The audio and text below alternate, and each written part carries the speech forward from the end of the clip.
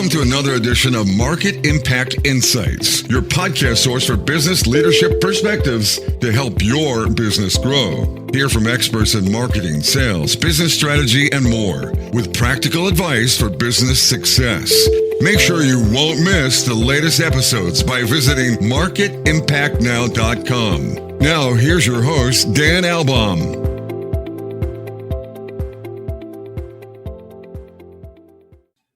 Welcome back to another amazing episode of Market Impact Insights. It is a season, a summer of giving, and really appreciate all of the positive feedback that continues to come in for my new book, The Giving Edge, and that it's really connecting with you. The stories of 37 remarkable humans who have discovered that bringing a giving mindset every day gives them exponential returns in business and life.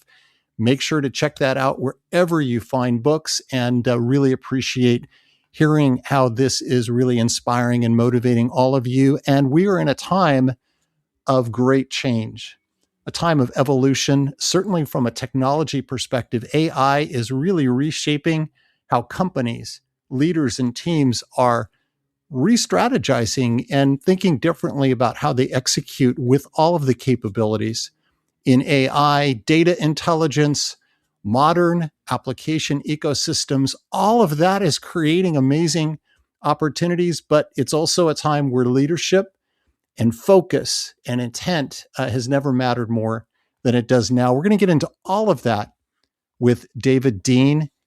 He's a senior technology and business leader. He has deep expertise in each of those areas, including AI, and he is working literally every day with executive teams to help translate ambiguity in their organizations into clear strategies, better execution, and this is the really important thing, measurable business outcomes. I can't wait to get into this conversation. David, welcome to Market Impact Insights. Thank you for having me. I appreciate you having me on the show. Yeah, so you've obviously really have a passion and have been in and around technology for your career. What originally sparked you to go down that road? Yeah, I grew up around technology. My dad was a math teacher, and you imagine a little version of me sitting around a bunch of old computers, just kind of sitting around, because math teachers back in the 80s got all those machines and stuff. And so playing around, being able to just kind of be into tech, and I've always been a part of my life ultimately. But I think throughout my career, what I really tried to do is, while I was learning it and seeing the opportunity and the value, it really kind of shaped my journey, especially when I got into an actual career of it, is to see the value and how it can provide to everyday people and the stuff that they do every day.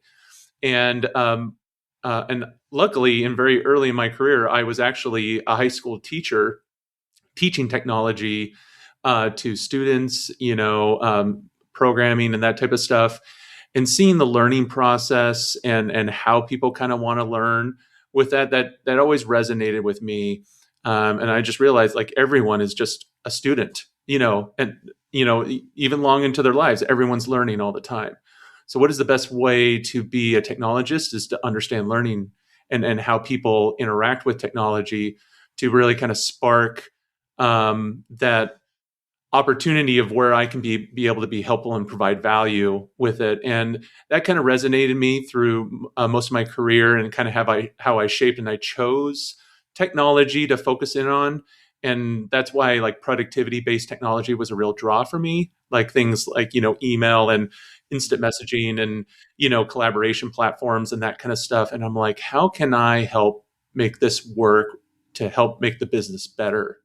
And so that's kind of what really led me into what I do today. And when you reflect back on that journey, from growing up, you were the kid on the block that had all the cool stuff, I'll bet, right? And so it's like, how does he get access to all that? But from there into your teaching and now in your work with business leaders, what's been some of the biggest learning that you've taken from that? And have there been surprises for you along the way? Yeah. So I think the biggest surprises for me and from a learning is really understanding how the business does business, and really understanding what that philosophy meant. And because I had the opportunity to specialize in productivity and collaboration technologies and building solutions around it, it I found it really interesting because I was initially naive,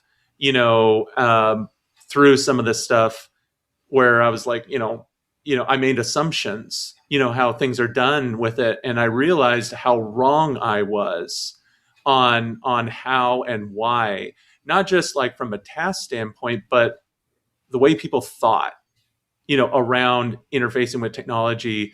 And so it really kind of introduced me to the concept of change management more naturally, just from a proximity standpoint, not from a formal standpoint, just like, what does the business tell me and the things they do every day. And it's interesting. It's all the same, but it's all different around it. And so all of those organizational dynamics really kind of reinforced, where I eventually led up to where I'm at today, specifically, especially where I landed with my book, is to basically make that happen. And it really changed me. I think it made me a better person in understanding who the business is, why do they do the things they do, and their real obstacles. And I refer to myself as being very practical and very authentic. And because of all that authenticity that everyone kind of showed me, with how they did every day, it just proved on how practical and authentic I need to be in the way I do things. Yeah. And in a high change environment, that can be very stress inducing, right? And you've seen Yeah. that. And you were talking about that. And it is something that I've seen too, is that the leader in a team, or maybe it's a senior leader for an entire organization, really sets the tone of kind of the mood and kind of the attitude and how to handle that high change, right? You see that leadership dynamic really come to the forefront in that kind of a situation, right? Yeah, absolutely. And it's I've been a people leader in the past, with it, and by understanding those kinds of dynamics, it really helped me when I was a people leader, like, what really matters, for me. And as a leader, I was like, lead with compassion, with it, Yeah. be authentic. And because the one thing is, a lot of ways, people prefer a predictable leader because then they understand where trust is. And if they have trust, they may not necessarily agree with your methodology or how you approach, but they know what they're getting. There's no surprises with it. And that goes a long way from being a leader standpoint. But for me, my approach was, it's not about me, it's all about them. If they're successful, I'm successful. So how can I help them be successful in anything that they do every day? And that was just applicable to when I was designing solutions for clients and that kind of stuff, is how can I help them be successful? Because if they're successful, I'm successful. And it's as simple as that, in my opinion. Yeah. And I think that's one of the fundamental shifts that happen when people go through their career growth. And maybe they start out as an individual contributor, then they get into a manager role, group manager, director, VP. But as you rise through the ranks, the barometer changes from what would have at one point been, here's all the things that I have done, Mm-hmm. to what have I actually enabled? What have I scaled? How have I lifted or transformed others? It's not just about my individual accomplishments. And I think sometimes that's a hard transition for some people to get their arms around. Yeah, I agree. It's, as you move up the ranks, you're essentially a risk manager at that point. And then you are, making assessments, and putting all the right pieces in place to accept a degree of risk. But the biggest thing is, how can I put the right people in place so that I can reduce my overall risk on like my goals and my visions with it? And people can take action in the ways that need to take action, and that can share the kind of vision that is needed as a part of that. And so that's kind of where, as you move up the ladder, move up the chain, that's kind of how I see it. Put the right people in place and make these kinds of things happen. and then and rely on them to basically help you make the best decisions. And this is one thing I talk about um, in the book that I wrote, is like there's kind of two contracts in an organization. There's the written contract, which is basically this is what everyone does. Like this is their job descriptions. This is like, this is how we function as a company. These are our values. This is our plan. It's everything that's kind of officially published, and especially as it moves up the chain, with it. And then there's the second, which is the unwritten contract, which is really how the business runs. It's all of the decisions, challenges, ambiguity within the business, because nothing's ever perfect, in regards to anything on how a company operates. It's all the behind the scenes stuff to make that happen. And so as an executive leader, recognizing that you're only getting part of the picture, of you're getting everything that's been kind of consolidated, put together, and put up. And so you also have to recognize, okay, so what is not being told to me? And I need to rely on the people below me to work through that, so that the picture that I'm getting is going to be the best, most accurate picture, so that I can make decisions around risk. Yeah. And you're a deep expert in AI. You wrote the book, An Inbox Between Us.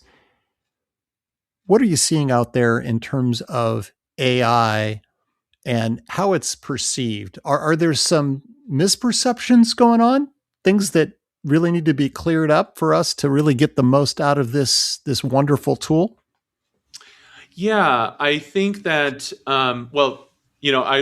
I wrote this book. Well, I started crafting this book a couple years ago. And so most of the thoughts are, they're timeless, but then, you're starting to see some perception shift, recently, I would say, like, especially in the last couple of months, around the perception of AI, but it's still out there. And I think one of the biggest things is that the understanding of what technology does and the understanding of what people do. And I felt like, as a strategist, and onboarding companies, I was sitting there thinking, like, how do I explain this relationship of AI to anybody in here? And especially, it's not just the executive leaders; it's the everyday person. I call them kind of like the AI survivalists. Like, they're not necessarily against, they're not necessarily for, they're just doing their jobs, and they're they just want to understand what this relationship looks like, and how to use it, essentially with it. So, so what I was trying to do is, like, how can I put the right lens and the right frame of thinking with this? Because, there was a lot of things out there like, oh, this is going to replace people, and people are not going to have jobs. And there was a lot of vocal aspects about that. And I felt like, well, I think people need to be reminded on why people are valuable and what they do every day and how do they mitigate everything with it. And I think that was the goal around, from a leadership standpoint, is like, when you put someone into a position, there's things that from the job description, you can generally vet, do they have this knowledge and experience? But where you're really hiring them for is that last bottom piece, which is other duties apply, which is all the ambiguity that position comes with. And so you're hiring someone for lived experience and lived consequence with that. And that's why people matter in regards to these positions. And so AI is just another tool, in order to interface with that. And AI can do some amazing things, but the best thing, the misconception, is for them to work together cohesively. Mm-hmm. And in order to be able to do that, it's a relationship. And so, and with any kinds of relationship, relationships take time. They take figuring out. AI has to understand us just as much as we have to understand AI. So how do we cultivate that relationship? How do we give people time to kind of work through some of these things and make some of these things happen, while people have the opportunity and breathing room to be able to make it happen? So, and I think that's the biggest misconception, is that it's not going to replace people. It's going to help enhance or augment different things relating to it. But it's a journey. It's going to take time and effort. There's no immediate answer to this. And I think that's the biggest thing, is where people were kind of getting caught up, is there's an immediate answer to a lot of these different types of things. So we should invest all this stuff. And I think we should. It's just where to invest it. Where does it make the most sense to do that? Instead of just, kind of buying everything and then figuring it out later, with it.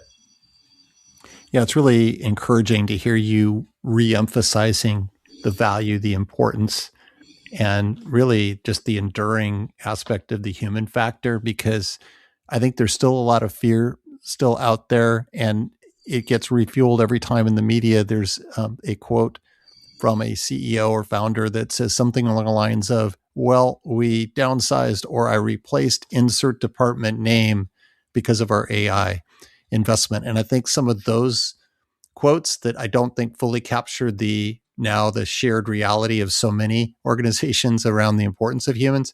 When those quotes come out, I think that can fuel some of that irrational fear, don't you think? Yeah, yeah, and this is why I talk about lived experience and lived consequences. Like, when a situation happens and like a process doesn't execute properly, AI is not going to save you. It's going to require some human to step in and figure out what's going on and how to like fix it and make it happen with it. There's a lot of reporting. There's a lot of things that, AI can do, but it's signals, and it's going to try and react on those signals. But the one thing it doesn't understand is the long-term implications or the upstream implications around all of that stuff, and factoring all that in. And that's something I talk about from in the book standpoint, is like, we are amazing machines as people and as humans. We process all kinds of decisions every day, every second. And in addition, with all of that lived experience as a part of this. And so that's a part of the equation. And that shouldn't necessarily go away, with it. So it kind of figures out, like, strategically, where does AI fit and where does it make sense, from an organizational standpoint. And especially, with AI, there, some of the rising costs around AI. It kind of, I wrote an article about this, is that it kind of puts absorbed behavior. Because if you think from a position standpoint, when someone does a task, you pay someone. Doesn't matter how long it essentially takes them. It's a part of their payroll. Well, now if that task, a person's a part of it and AI is a part of it. Well, now if AI has a consumption cost with this, does it make more sense just for the human to do it versus AI, or together with it? And in some cases it doesn't. In some cases it does. In some cases AI is perfectly fine completely replacing that. And that's where one of the biggest messages of my book is, the best thing that AI can offer a company right now is organizational self-awareness. Is that if they utilize AI in such a way to take a step back and think about how their organization operates, how their people operate, especially where I talk about that, the unwritten contract, there's all kinds of opportunities to rediscover yourselves and see where the ROI can fit in, where AI can be highly applicable. Yeah. Now, you called AI, quote, a mirror. What does that mean for how organizations operate? Yeah. So AI as a mirror is not an uncommon term out there, but a lot of times it's been used to just around, like, from a personal note.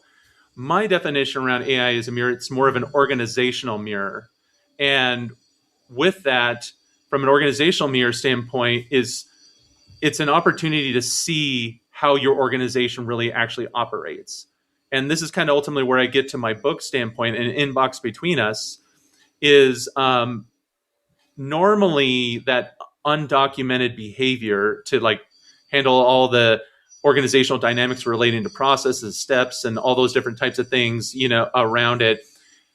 Normally it's just in people's heads, with it, and people talk, people, discuss, they have meetings with that. Where I was talking about this is that it's also documented somewhere else, and it's documented in the inbox. And so when I refer to the inbox, what I mean by that, it's kind of the information highway of all the company's communication and collaboration data, that tells the real story of how the company operates, in that undocumented world. So a lot of emails, chat messages, meeting transcripts, all of those behavioral dynamics are there. And so if you were to target AI against that knowledge, you can see the mirror of yourself in that undocumented way to see how you really operate. And that's kind of where I'm saying is like, look at yourselves on how you really actually operate and overcome, process challenges or issues. And like a very simple example of something like this is approvals. Almost every company has some kind of approval process with it.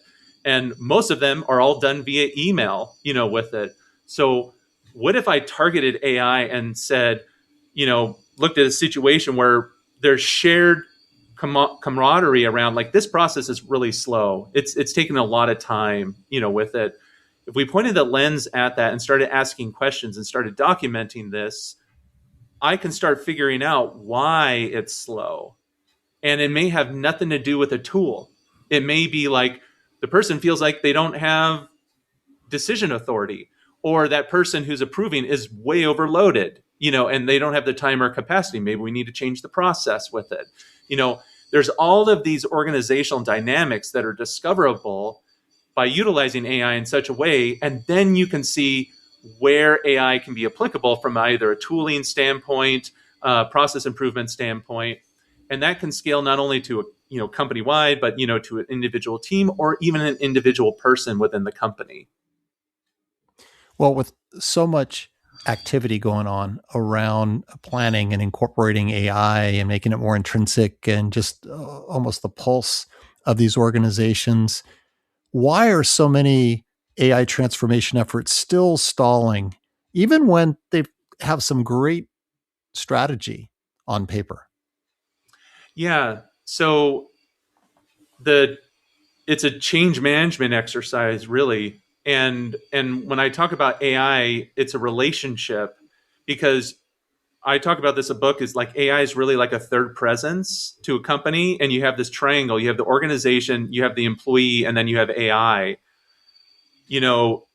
There's a relationship there between the employee and the organization already, but there's not a relationship between AI and the organization, and more specifically, AI and the employee.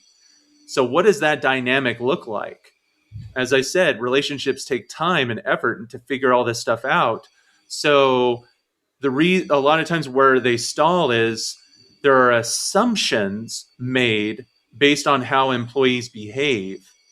And a lot of those assumptions are based on like what I would call the written contract, things that are published, standard operating procedures, all those different types of things. When people are looking at a problem, a lot of times they're looking at that. Where they really should be looking at is how people behave and how they do their jobs every day, and see where those values and opportunities are. That's where the ROI is going to be with it. And that's where the gap, because if the business doesn't buy into this change, then nothing's going to happen. People are either not going to use it, they're not going to be motivated to use it, they don't have the breathing room to use it. They're just going to keep doing their jobs every day, and you're not going to get the change that you're ultimately looking for. So taking a step back and doing some organizational self-awareness and using AI to help you with that is going to make you succeed in the future. And companies that realize this, take that opportunity to pause and rediscover themselves, are the ones that are really going to accelerate with AI in the future. And so let's circle back around to the role of leadership in all of this. What do you think separates truly exceptional leadership from just good enough? I think it lead with compassion, but also, but it also recognizes that you have to make hard decisions relating to it, with it. So trust, transparency, and authenticity, and that's one thing I respect in people is if a person's authentic and the person generally is compassionate in regards to the people that are leading up to them. I appreciate then I know that they're going to have to make hard decisions at times, because that's what their role is to work through those situations, make those decisions with it, but also stand by it, with it. Like, I respect a leader that tries something, and when they are wrong, like, at least they led, like they believed it was going to work. Like, let's try it and make it happen. It didn't work out. And so I think the idea is that, being able to recognize that when you're wrong, and being able to have the allowance of feedback, relating to it. But I think biggest thing is listening and factoring in people, and leading with compassion. And that's all soft skills, with it. So it kind of comes down to, what is your motivation, with it.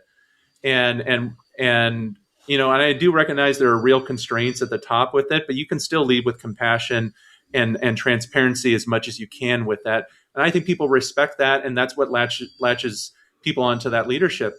So, like, when you talk about something with AI, it's like, hey guys, use AI, go figure it out type of stuff, versus like, hey, let's sit down and let's talk about this. Like, this is going to be a change, and we need to figure out what this means for you with it, and let's work through that. And that takes time and effort, unfortunately, and there's no immediate answer, but it's needed, because the human element is just as important. And so recognizing that is how I feel about it. Yeah, you're talking about bringing a humility into it. Mm-hmm. We can all relate to leaders that are always trying to demonstrate they're the smartest person in the room, but they're really missing that opportunity to be more curious and actually learn from the unique skills and talents of the people around them, to help make the organization better, not just about positioning themselves. And it's going from selfish to being more unselfish and really thinking about putting others first. Yeah, I agree 100%. And as someone who is an AI strategist, with this, and a lot of people bring me into the room as far as being that SME. I have to do that for myself, because one of the biggest things is, like, no one understands AI. Like, even me, who's been doing this for a long time at this point, I would never ever claim that I really understand AI, because there's too much learning and too much opportunity to learn here. And so the biggest thing is that no one's really an expert in anything, but we should be an expert in listening to people, soaking up information, being open to new ideas and new collaboration with it, and then being able to take all of our lived experience with it. So I'm a subject matter expert in my own lived experience. That's where I can feel solid with it. But there's a lot of gaps. There's a lot of holes in that whole thing. So I need to be open and willing to hear other ideas with it, just as much as other people are. So, what's the best piece of business advice you've ever received? I think that it wasn't actually from a leader. This was very early on in my career. Is lead with empathy and compassion, and with whatever that means. Because very early in my career, I had the opportunity to be like a director of a television station, and when I was in college. And the benefit of that is I got to do a lot of fun things while I was in college, while getting paid to do it and that type of stuff. With that, the challenge that I wasn't ready for was a lot of the people that I was leading were my peers. Like, they're my friends that I hung out with every day and that kind of stuff. Trying to manage that relationship in that excuse me, type of role posed a lot of reality challenges to me with it. Is that you have to, because I was very knowledgeable in the stuff that I did, and it was very easy for me to, like, I will just do it because I know how to do that. And one of my friends sat down and was like, basically, hey, you need to recognize the talent that you have or don't have and what that means for us. And only the way to do that is to basically understand where we are, understand where our mindsets are, and how can you prop us up, with it. Because now Yeah, you're in a different role. that's right. And so and and it's going to affect our relationship if you still act this way. And I'm in college, so I'm still learning all this. I've never been informal, but I think that was a really uh wake up call. Is like, I can't be like this. I may initially come across like this, but as soon as you have a conversation with me, you realize that I'm all here for you, and I'm all here to make you successful, and I will do whatever I can to do that. And that's always resonating with me. And that's kind of what initially drew me into teaching from an upfront standpoint, is what can these kids do? Where can they go? And I was a robotics coach and that's a whole nother conversation, but a whole bunch of opportunities to kids. And they went off to MIT, they became doctors, they became, senior partner in engineering firms and all that kind of stuff. They went off to do amazing things, and I helped them with that journey. And that's something I get to take with me. When you think about the future, what makes you optimistic? I think the one thing is that despite any challenges we have as a society, especially around technology with AI, we eventually, as humans, learn from our mistakes, with it. And we're in a tumultuous time. There's a lot of change happening right now. There's a lot of people failing. There's a lot of people succeeding with that around it. But eventually, we figure it out. We eventually figure out that relationship. If that relationship needs to happen, we eventually figure that out and try to make it happen. Is it going to be perfect? No, nothing's ever perfect. Is it going to be functional? Are people going to get acclimated? And seeing a lot of the people out there that are trying to find these solutions to solve some of these challenges in a very creative way, because we have some very smart people out there. And as I said, it's going to require people, but it's also going to require that development of that relationship with AI to help us figure that out. And I think because of that bonding eventually over in the long run standpoint, it's going to cohesively work out. And I just don't know how long it's going to take to get to that point with it. And we still may have bumpy roads with that, but we'll get there. And I put a lot of faith and trust in the human ingenuity to make that happen. So given that we're in this very dynamic AI world, do you have any other final advice for leaders that want to create more positive impact and elevate the performance of their teams? Yeah. So I think the one thing is, especially around this relationship with AI, is recognize the change on what this means for the everyday person in their company. And there are two things that, from an approach standpoint, if you say, hey, we recognize everything that you do for us, there's all kinds of stuff that we don't see that you help us be successful. But we think AI is going to have an opportunity with us. But the lens that we're going to approach this is that we're going to figure out ways to give you breathing room. Because the one thing is that we've thrown all kinds of stuff at you, and you've been doing amazing to make all this stuff happen. But where we really hired you is to help us move the company forward. And if we don't give you enough time to use that creative aspect as a human to help us work through those issues and problems, then we're not putting you to your full potential. So let's use AI to help give that breathing room so that you have time to work it out, understand where that opportunity is, and help yourself as well as the company to move forward.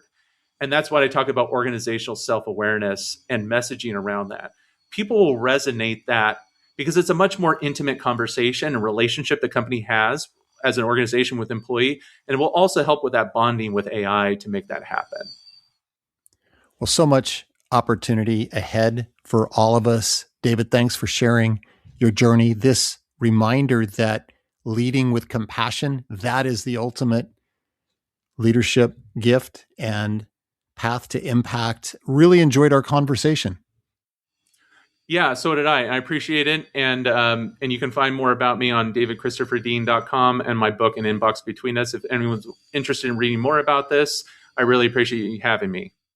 Yeah, definitely go check that out. And a reminder also to please continue to give the gift of feedback that helps make this podcast even better. You can do that by going out and giving us a rating and a review. It's so easy to do on all the major podcast platforms, including Apple Podcast and Spotify. And as always, make sure to visit marketimpactnow.com for the latest in business leadership perspectives. So long until next time.